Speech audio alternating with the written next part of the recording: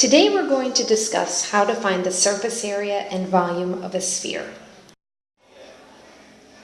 So if we start with surface area of the sphere, you'll see here that the formula for surface area of a sphere is 4 times pi times radius squared. In this example, we have a radius of 5 centimeters. So if we substitute 5 for the radius into the formula, we have surface area equals 4 times pi times our radius, and only our radius, squared. Or 4 times pi times 5 times 5, 25. 4 times 25 is 100.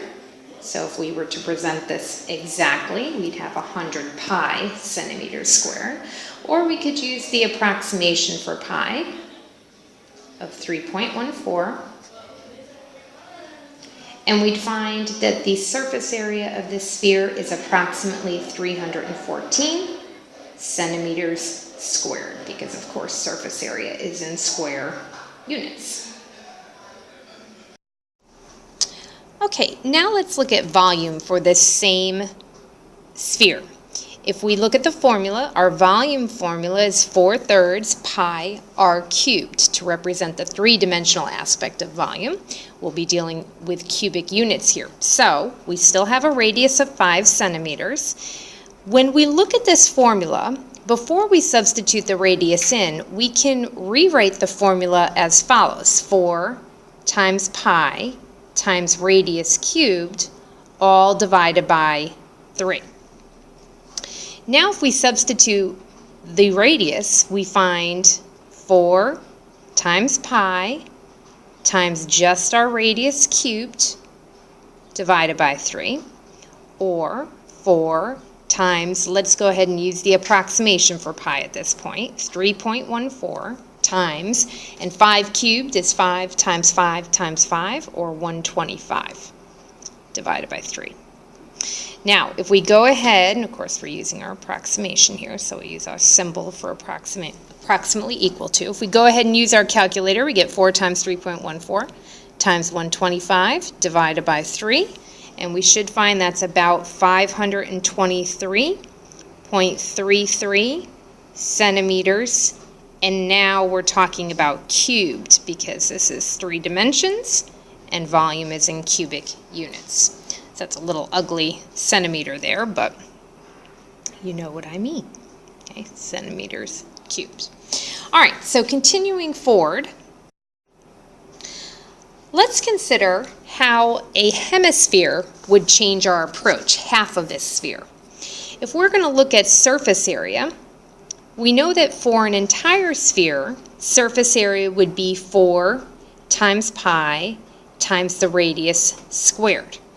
But we have half a sphere, so we'd have to take half of that amount. We also, however, unless this is a bowl, and we'll get back to that in a moment, but if we're truly considering the area of all the surfaces, we have to consider the area of the circular base. And we know area of a circle is pi r squared. So we'd have to add that into the mix. So if we look at the first half of this equation, 1/2 times 4 pi r squared, well, 1/2 of 4, that's just 2. Okay, and if we didn't have to worry about the base, that's all we'd need. But if we're doing total surface area, we're going to add another pi r squared for that base, for a total of 3 pi r squared. Right? 2 pi r squared plus another pi r squared gives us 3 pi r squared. Now let's go ahead and assume we've got a radius of 5 centimeters here as well. So if we substitute and we say 3 times pi times our radius of 5 squared, we would have, let's see, we'll go ahead and put in the approximation of pi, 3 times 3.14 times 5 squared, of course, is 25. And let's go ahead and use our calculator. 3 times 3.14 times 25. we're going to have approximately 235.5 centimeters squared, because we're talking about surface area, for the total surface area of that hemisphere, including the circular base. Now, what if this was some sort of bowl and we didn't need to include the circular base? So in this instance, we're going to X out that circular base, and we're only going to worry about the surface area of the curved portion of this hemisphere.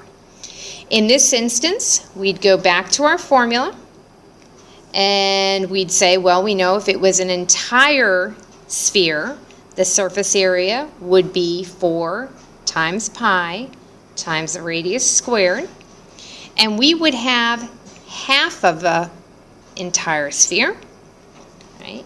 We wouldn't have to worry about the circular base, so we're just talking about half of the curved portion of an entire sphere. So half of 4, that's 2 times pi times radius squared. So that would cover it for us. We'd be excluding the base. So in this instance, we're doing, let's say, a bowl. That would be our example. So for our surface area, no base.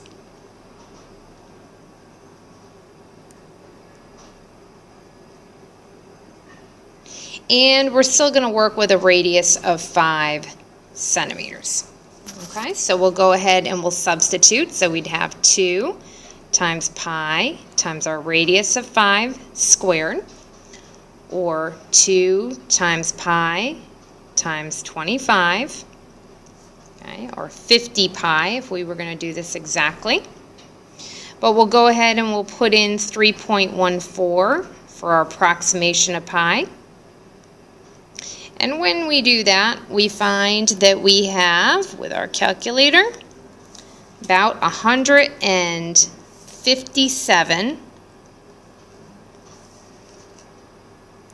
square centimeters. That's a 7 square centimeters.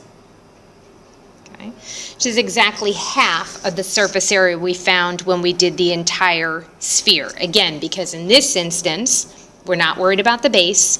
We're only finding the surface area associated with the curved portion of this hemisphere.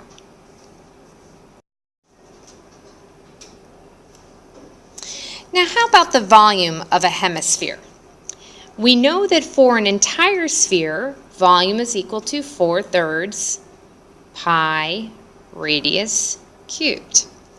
But we now have half of a sphere. And in this instance, because we're talking about how many cubic units to fill up the hemisphere, the base is not so much our concern. With or without the base, the volume, how much it would take to fill up this hemisphere, would be the same. So if we multiply the fractions here, we have 1 times 4 is 4, 2 times 3 is 6,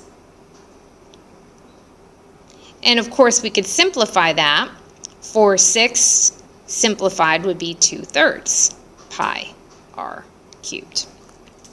So if again we use a radius of 5 centimeters and we substitute here, this would be the same as saying 2 times pi times our radius of 5 cubed, all divided by 3. So we get, let's see, we'll go ahead and put in the approximation now. We get 2 times 3.14 times, and we already determined earlier that 5 cubed, or 5 times 5 times 5 is 125, all divided by 3. And if we work that out on our calculator, 2 times 3.14 times 125 divided by 3, we should find that the volume of this hemisphere is 261.67, rounded to the hundredths, centimeters, and again cubed, because we're talking about volume in cubic units. So we've gone through a number of examples of how to calculate volume and surface area of spheres and hemispheres. But let's talk about perhaps a real-world application. Let's say you have an object at home, maybe it's a basketball, and you are curious about how much material it's taken to create that basketball, its surface area, and how much volume that basketball has, how much air it might hold.